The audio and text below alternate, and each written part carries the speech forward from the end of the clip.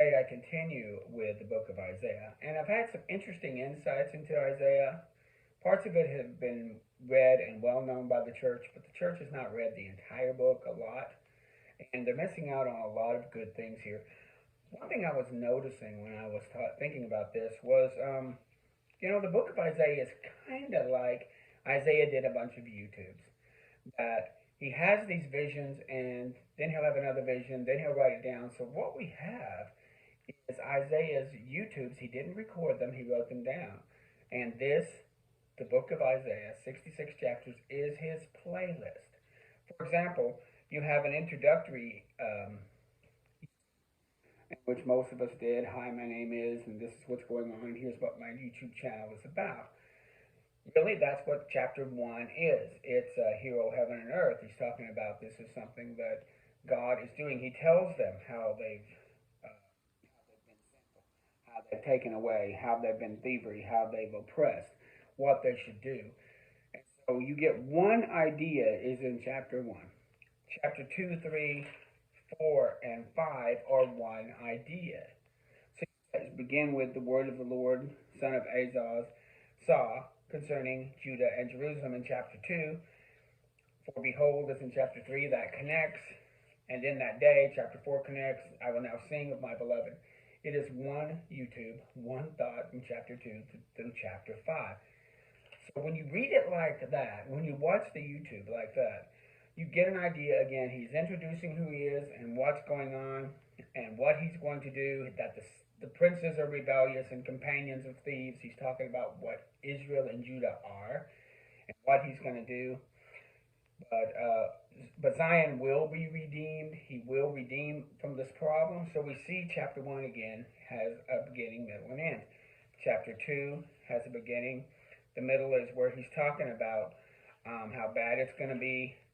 And in chapter 3 and 4, he talks about the women that take hold of a man that says, we'll eat our own bread, but give us your name. But chapter 5, he talks about, again, what his vineyard is, and he goes through the judgment there of the people and their captivity and their woes. This is a warning. Chapter 6 is another YouTube talking about in the year that King Uzziah died, I saw the Lord lifted up, talks about the seraphim, talks about him being sent, but also talking about how the people will close their own eyes, close their own ears. They don't want to hear. His message here is not to redeem them. His message here is to show how sinful they are so that they might be righteously judged. When we get with chapter 7, and in the days of Ahaz, the son of Jotham, so we're moving down, son of Uzziah, thought, in the days of Ahaz, the son of Jotham, son of Uzziah. So we've already again taken from Uzziah through his son now into the grandson. And this is how Isaiah is living. And we have a problem coming up that Syria is making federation with the northern kingdom. At this time, the northern kingdom has not fallen yet. It's still in play. We have to remember the history of Isaiah and the history of what's going on with these major prophets and what's going on. They're referencing mostly what's then. There are little prophetic words here and there that have a meaning for Christ, that have a meaning for the coming of Christ. But also, these also are going about what's happening at that time. So the idea here is we will have, there's a confederation, and Judah has heard about it, and they're becoming afraid. The northern kingdom, whose spiritual seed has gone to Ephraim, has made league with Syria, and they're afraid they're going to come down. The Lord tells them not to worry about it.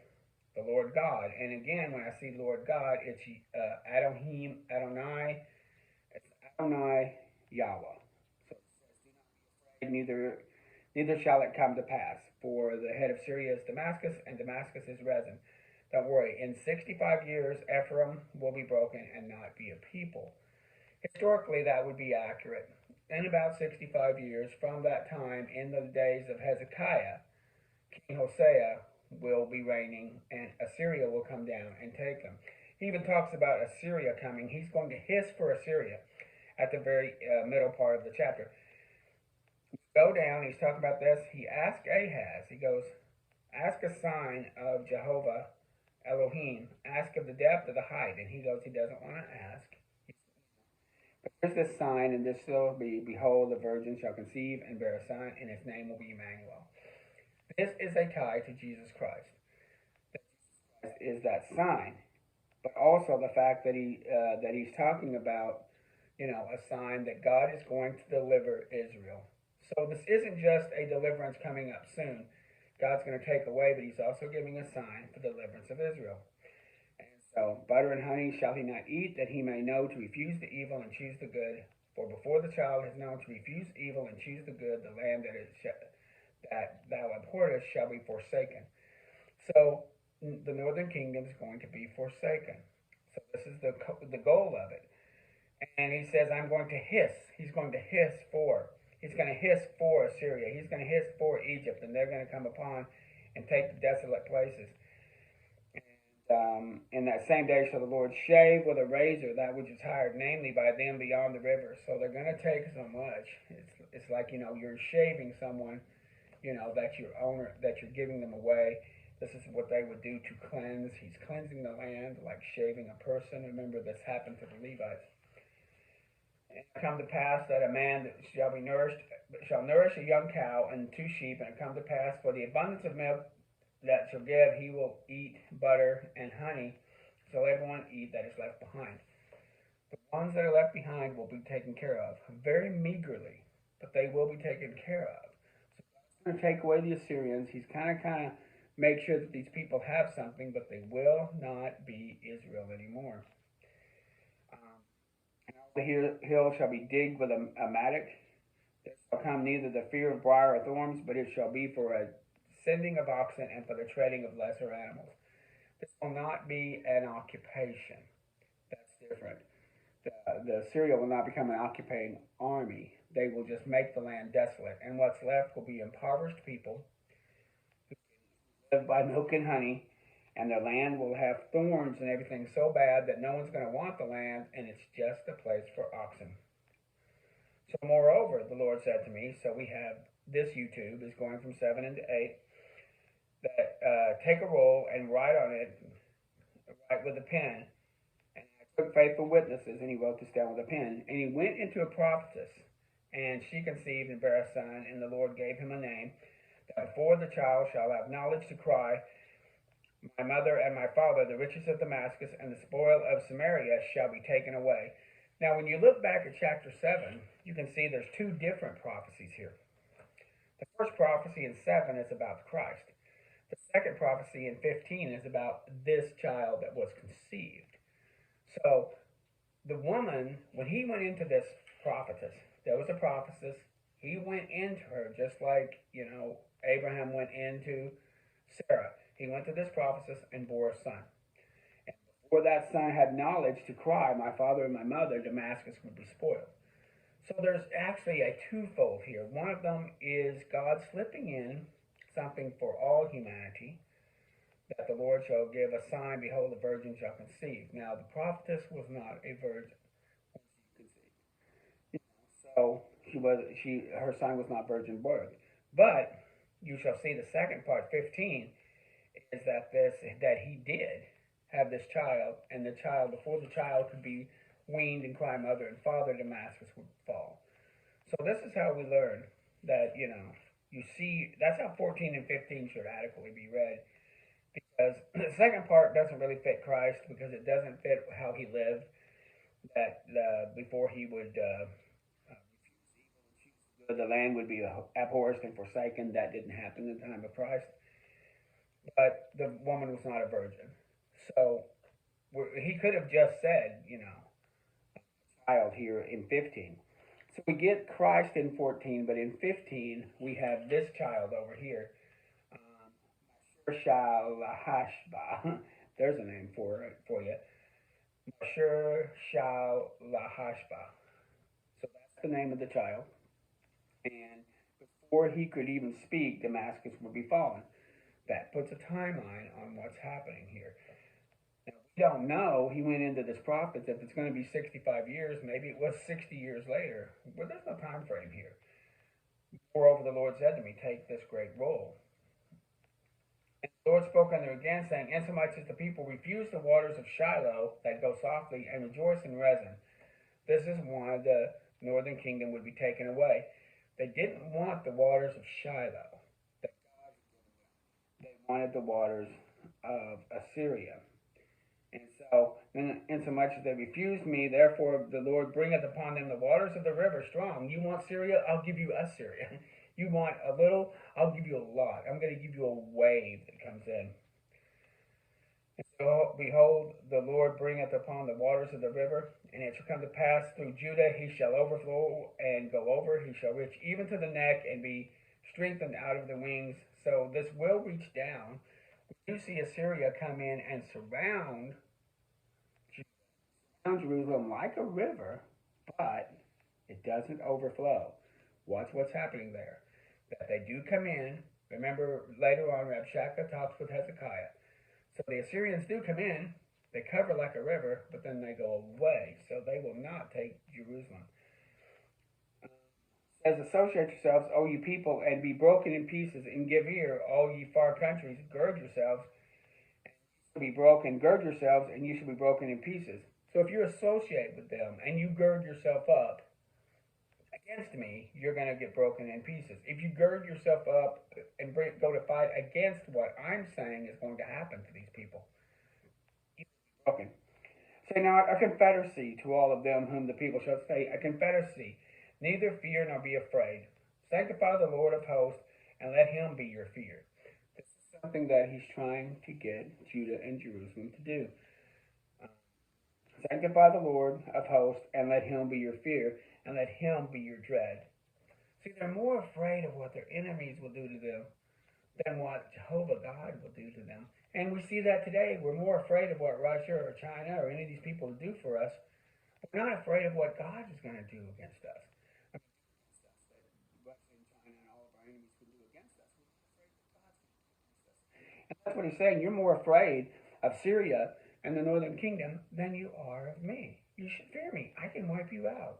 The only reason I'm not is because I made promises to myself not to. You've only got my faith in me and my holiness to protect you. And among many shall stumble and fall and be broken. Bind up the testimony, seal the law among your disciples. And I will wait upon the Lord and hide my face from the house of Judah, and I will look for him. Behold, I am the children whom the Lord has given me for signs and wonders in Israel, for the Lord of hosts that dwells in the mountain. And they shall say, seek with them familiar spirits, and unto wizards that peep and that mutter. Should not people seek their God for the living to the dead? What he's saying here is that here they are, they have this sign, they have these children born as signs, and so these people have all of this from Jehovah, yet they don't seek him. They go to wizards, they go to diviners, they go to those with familiar spirits. They go to the dead instead of the living. See, that's interesting right there. They're just going to the dead. I'll get my information from the dead, which is funny because they can't say anything. But Judah here is supposed to get his information from the living. And so he says here, to the law and to the testimony, if they speak not according to the word, it's because there's no light in them. And they shall pass through it heartily and be set and hungry. And it shall come to pass that when they're hungry, they shall fret themselves and curse the king and their God and look upward. And they shall look upon the earth and behold trouble and darkness, dimness and anguish, and they shall be driven to darkness. See, don't look to the law and to the testimony that you will always be hungry, and that you should be hungry and you're going to forget, you're going to fret, and in your worry you're going to curse the king. And it's ironic that you're cursing God when you were in the darkness. It's not his fault you're in the darkness. Go into the light. Nevertheless, the dimness shall not be such as was in her vexation when the first he lightly afflicted the land of Zerubbabel and the land of Naphtali, and afterward did more grievously afflict her by the way beyond the Jordan in Galilee of the nations. The people that walked in darkness have seen a great light. Another messianic is coming up. You're in the darkness, but I'm going to show you a great light. And that great light is going to come from Zebulun and Naphtali. Where is Galilee? Naphtali, up near Zebulun. He's talking about in that area, in the area that was considered close to Ephraim in the northern kingdom. It's amazing that out of the same area of the northern kingdom, Christ came. That he was born in Jerusalem, certainly. In sin. He was conceived in a place in the heart of sin.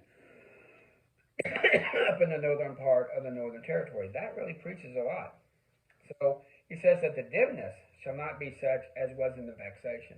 The idea that when I was vexing you, but I will not vex you any worse. You will still have a little light.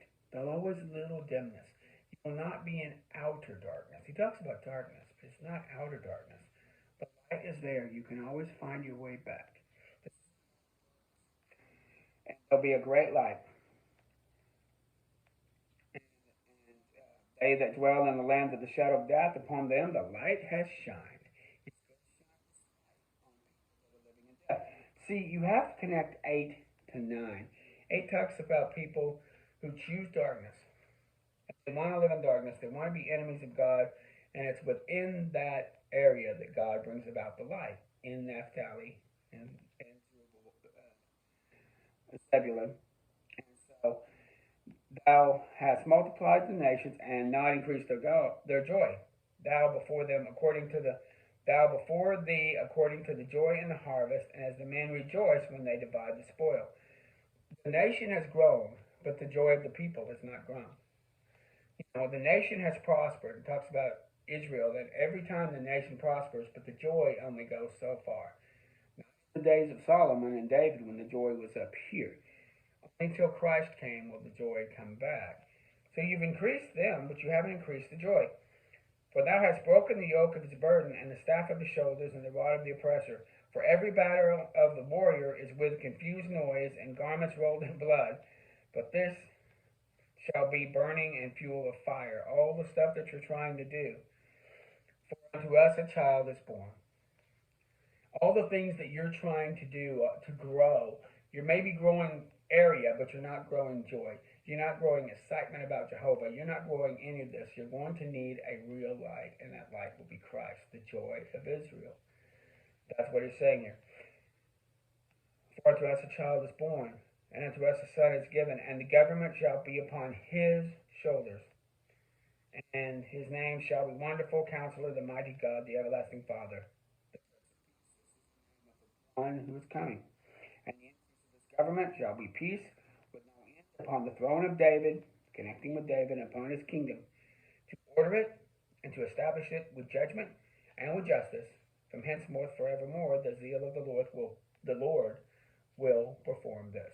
So here we have Christ coming, and this is the zeal of the Lord, to create joy, not just area, not just government, not just economy, not just battlements to protect and go off to war. All of these things that nations think are joyful. He wants to bring the joy by the light of Christ. The Lord sent word to Jacob, and lighted upon Israel, and all the people will know, even Ephraim and the inhabitants of Samaria, that say in their pride and the stout of heart, to the bricks that have fallen we will build up with hew stones, and the sycamores will cut down, will change in the cedars. Therefore the Lord hath sent up adversaries of Rezin against him, and joined his enemies together. When there's desolation, they don't look to God. They go, well, it got broken down. We'll just rebuild it better. Well, that was broken down. We'll rebuild it with huge stones this time. We'll make it stronger. We're going to make it stronger. And he goes, you can't make it strong enough. It broke down. We'll just make it stronger. That's what they're saying. They're not coming back to God. They're just saying, we'll make it stronger. Therefore the Lord will cut off Israel from the tail to the branch and the hush in one day. He's going to take care of the northern kingdom in one day and just take them all away. For the leaders of people will cause them to err, and they have caused them to stray. Therefore the Lord will have no joy with the young men, neither will he have mercy on the fatherless and the widows, for every one is a hypocrite and an evildoer. This is happening because everyone is a hypocrite. Everyone is a hypocrite. You almost get an idea that here, everyone that wanted Jehovah came down already. Everybody that wanted to worship Baal came up already. He's saying everyone, and when God says everyone, he searches the hearts. Everyone. For every mouth speaks folly. Mouth speaks folly up there. I'm trying to give them the light. I'm trying to bring them back. I'm trying to make sure that the darkness still has some dimness.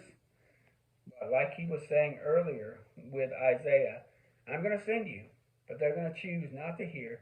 They're going to choose not to see. We'll go against them and have no pity. This is how we treated the other nations. Remember? Remember when we were talking about Og and Shihon? We talked about the ones in Jericho and all these others that they conquered. They were told in many places to have no pity and wipe like a plate because those people did the same thing to others. Remember, God always works in a form of justice. Remember the king that lost his thumbs and his toes? I reference this all the time. That was justice. He goes, hey, that's how I did the 10 kings. I went into a place to wipe them as a dish because they wiped dishes of the nations around them. So you get the idea that as you put out, God brings back to you. So when we look at God moving into an area and says, in this area, I want you treated this way. And we're saying, well, that's not how we treated that area. And he goes, yeah, but that's not how this area treated the areas around them. See, it's not equity for this place and this place to be done the same when this place and this place did different things, evil things to the nations around them, the areas around them. See God's justice? And that's what he's doing here. For wickedness is burned as a fire, and it shall devour the briars and the thorns, and shall kindle the thickets of the forest. He's going to burn it down, through the wrath of God, the Lord of hosts, is the land darkened, and the people shall be fuel for the fire. And he will snatch on the right hand the hungry, and they shall eat on the left, and not be satisfied. Manasseh, Ephraim, Manasseh, and together shall they be against Judah. For all this his anger is not turned away, but his hand is stretched out still. He's still at battle. He's still at war with these people. So he's making his point. This YouTube goes on for another couple of chapters. I think 3 more chapters it goes on. I am only going to stop right there. Tomorrow I'll pick it up and it goes, woe to them that decree unrighteous deeds and write grievousness which they have prescribed. The idea that they're being so evil that they're writing unrighteous decrees. They're making evil laws. So we see this one going on. It's very harsh. There's a lot of strong emotion in Isaiah. Really, I didn't do it a lot of justice because I would have had to go, 20 minutes per chapter. And I don't feel like this is one of my best ones, but I'm trying to move forward as fast as I can. Go back with the gleaning, see what some of the things I've missed. But I think 5 points have been hit. It's very hard reading. It's very emotive. It's very deep. But it's telling of the heart of God, how he will be wrathful, but also that he will be merciful. He's showing both sides at one time.